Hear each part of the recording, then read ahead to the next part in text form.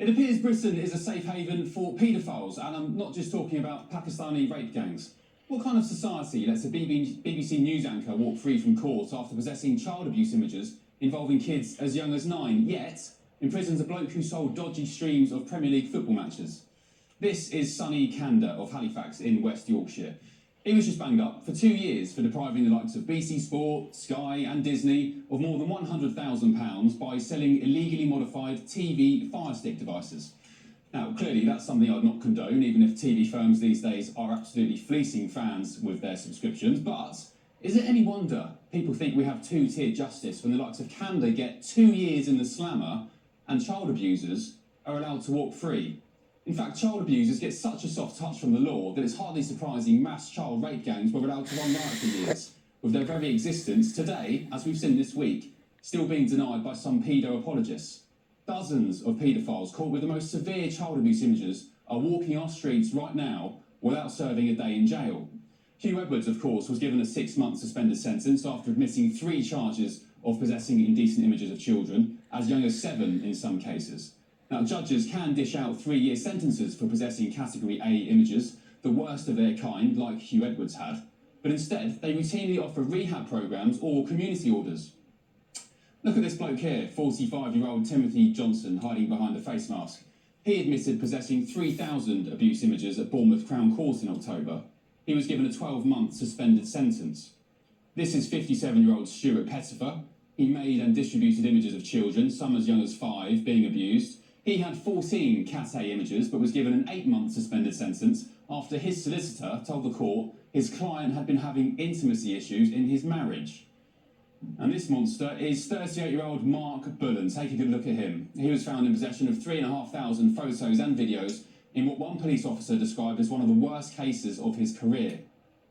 He had 556 Category A images, but got a 15-month suspended sentence. 15 months. When his barrister said Bullen had learning difficulties. This pervert is Dr. Ross Canaid. He's a 53-year-old child psychologist who did work at the Tavistock Gender Clinic. Of course he did. He was given a 12-month suspended sentence for grooming who he thought was a 15-year-old schoolboy.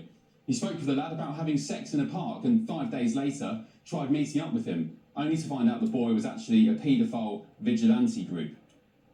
I could literally sit here for the next 2 hours and keep those examples coming. They go on and on. Pedo after pedo being spared jail, all while we're banging up blokes who sell dodgy TV fire sticks, and even those who posted words and memes on the internet during the riots. In fact, the National Crime Agency last year raised the alarm that 8 out of 10 people in the UK caught with indecent images of children have avoided going to jail. 8 out of 10.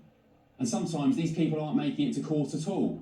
Because in a GB News exclusive, our national reporter Charlie Peters, he's revealed a Rotherham grooming gang survivor is being forced to wait almost 2 years for trial after one of her alleged rapists was charged last year. She was first abused by Pakistani rape gangs in South Yorkshire when she was just 11 years old. And after waiting 20 years for an investigation, she told GB News today about the pain of further delays to achieving justice. I say a country that doesn't protect its children is a country that's very, very sick indeed. Two-tier Britain isn't just a meme anymore, it's our dark reality. I'll get the thoughts of my panel in just a moment, but I'm joined first by co-founder of Parents Against Grooming UK, Billy Howarth. Billy, good evening, thank you for joining me, appreciate your company. You're born and bred in Rochdale, infamous of course for its own grooming gang scandal. Do we have, can I ask you, two-tier justice for child abusers in the UK? Absolutely, absolutely. I agree with everything you said with the court sentencing. I'm seeing it with cases I'm involved with where 99% of these people who are downloading images of children, Category A, are walking out of court. Yet someone who's posted something on Facebook's doing 2 years in jail. So, you know, yeah, that to me is two-tier justice. And of course, with the grooming scandal here in Rochdale, as well as the no abuse scandal in Rochdale, there seems to be a politically two-tier justice at play here in Rochdale. So do you think this is just a coincidence? We've got the grooming gangs, we've got the mass rape of white British girls systematically over decades where the establishment and the authorities at least have turned a blind eye. And at the same time, we see dozens and dozens and dozens every week of paedophiles being allowed to walk free from court. What kind of message do you think that sends out to child abusers? There is a zero deterrent in the UK, and that's been the way for many years when it comes to paedophilia, unfortunately. We don't act strong enough. When we do catch these paedophiles, they're getting 4 to 6 years, some of them. If you do this to a child, it's 10 to 15 to 20 years. That's what you should be looking at. It's just, there's zero deterrent. That's the bottom line.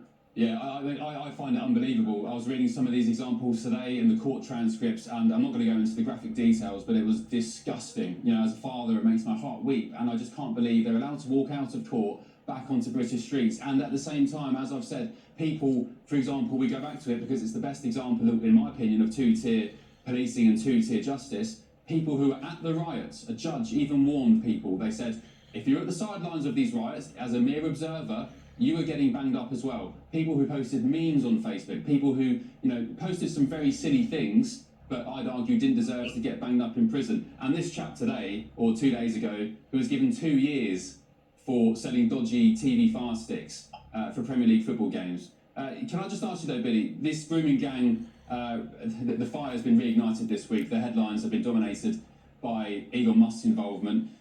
Does that invoke memories for you, coming from Rochdale and all you've been through up there? So, pretty much myself, even on your show, I've been talking about this for the last 15 years on the grooming scandal. And those who I believe who were evidently responsible right to the top of the chain, for example, Gordon Brown, Jackie Smith, Keir Starmer, these are the people and the memos they shared between each other that set up an event around the UK where it was okay to abuse children. So you agree with to pursue. You agree with the Daily Mail's front page today, Maggie Oliver, who's been an absolute star in trying to achieve justice for these young girls. She said that Keir Starmer is as to blame as anybody else. He's to blame, absolutely. Along with Gordon Brown, he accepted a memo that said these girls' chaotic lifestyles were the reason for her own abuse, so the Crime Prosecution Service around the country should not be sued. On the back of that, thousands of children were abused. For me, that's accountable action. He must resign. Okay, Billy, of course, Keir Starmer's not here to defend himself or Gordon Brown. We extend the invitation to them to comment on this, but of course they're not here at the moment. But Billy, thank you for your company. Really appreciate it. Have a good evening. Let's get the thoughts of my panel now on this. Senior reporter at Guido Fawkes, Eddie Wheatley, the trade unionist, Andy Twelves, and the journalist and writer, Peter Lloyd. Good evening, panel. Good evening. Hello. How you doing? Everyone okay? Good. Look, Peter, I'll start with you. Do we have two-tier justice in this country, especially when it comes to paedophiles? I know it's been top of the agenda this week with the Pakistani grooming gangs, but I came across dozens of these examples of the most horrific abusers walking free from court, and it just made me think Britain appears to be a safe haven for these monsters. Yeah, it's really staggering, and I think, as your monologue pointed out, it's undeniable that we have two-tier justice. This isn't just the occasional anomaly. This is a repeated pattern of some of the worst criminals in the country committing some of the worst crimes, being allowed to serve just suspended sentences, or sometimes not even getting to court. I mean, that's absolutely outrageous, especially when you consider that the victims are the most vulnerable people in society. Yeah. If we should be protecting anyone, it's children. It's a no-brainer. Ali, your thoughts? Yeah, well, I completely agree. I mean, at this moment in time, we have to think, do we have an issue with our moral compass at the moment? I feel like we've sort of, we're prioritising those people who are tweeting horrific things, as you would agree, like that woman who got jailed for 2 years for saying, blow up the asylum seekers for all I care. A horrible thing to say. But when you have repeated offenders for the worst criminal actions possible, I think, in my view, not even going behind bars for a moment. I mean, with Hugh Edwards, I'm not surprised. I'm not surprised that he didn't actually serve time in jail because of his high status. Right. But these others that you pointed out in your monologue, I mean, there were 30 of them in the last year that just walked free. And you're saying that, you can get, judges can give you 3 years behind bars for these awful, awful crimes. I don't think that's enough. So, Andy, who's to blame here? Is it judges not being strong enough with sentences because they can, as Ellie just said, dish out 3-year sentences? Is it the moral compass of Britain? Do we not care about children enough? Do we prioritise people who post memes over people who abuse children? Who's to blame? I think it's not just one person or one group. I think, over the last 20-odd years, there has been a fundamental failure in all areas of the state, whether it's, in the judiciary, in, local social services, in local councils, in Westminster. I don't think one person or one group is to blame, but I think calling it two-tier would be the wrong use of that term. Two-tier was used a lot during the riots and used as that part of that piece of rhetoric. I think it's just a failed Britain. This is, a failed justice system, a failed way of imprisoning these monsters, not a two-tier way. You don't agree with Keir Starmer's moniker, two-tier Keir? No, not quite. Well, look, on the front page of the Daily Mail today, Maggie Oliver, who's, as I mentioned in the chat with Billy there, she's spoken out and said Starmer is guilty as anyone over grooming gangs.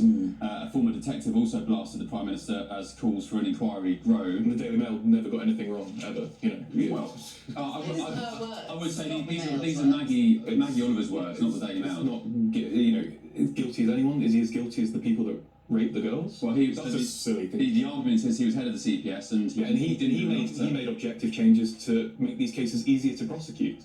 What do you make of that piece? Is he responsible at all? Should he be commenting on it? Does he bear any responsibility as head of the CPS? Yeah, of course he does. Of course he does. He was complicit in the failure. But although I would say that I think one of the problems here is it's not just that it's two-tier. I think what's really terrifying is that this is a problem that relates to the scale of the issue. There are so many people out there who are downloading Category A images of child abuse. Disgusting. And I think what's happening is the prisons are so overcrowded, there literally isn't the capacity to jail all of them. But all the more reason to not bang people up then for... I couldn't agree more, right? I couldn't agree more. How can you expect to crack down on paedophiles when they know that they actually won't serve any time behind bars? One paedophile, Andy, let me ask you... I'm not a paedophile. No. One paedophile, Andy, that's not true.